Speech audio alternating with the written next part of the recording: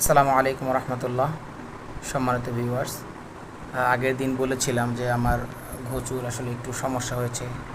হ্যাঁ, দেখা যাচ্ছে না শুধু এইভাবে ক্যামেরায়, যে যে জায়গাগুলো দেখতেছেন হলুদ হয়ে আছে, ওখানে আসলে বায়োডিন ব্যবহার করা সামান্য কি ধরনের এক ধরনের ঘা হয়েছে। তো আমি ভ্যাটের পরামর্শ নিয়েছিলাম, ভ্যাট আমাকে এই ওষুধটা সাজেস্ট করেছে, ফ্লুগাল।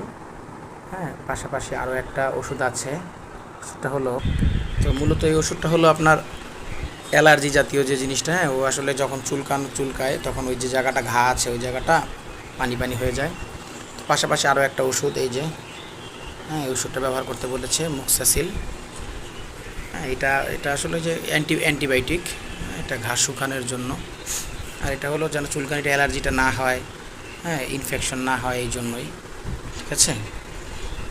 তো আপনারাও যদি আপনাদের বিড়াল যারা পালন করেন তাদের যদি বিড়ালের এরকম হয়,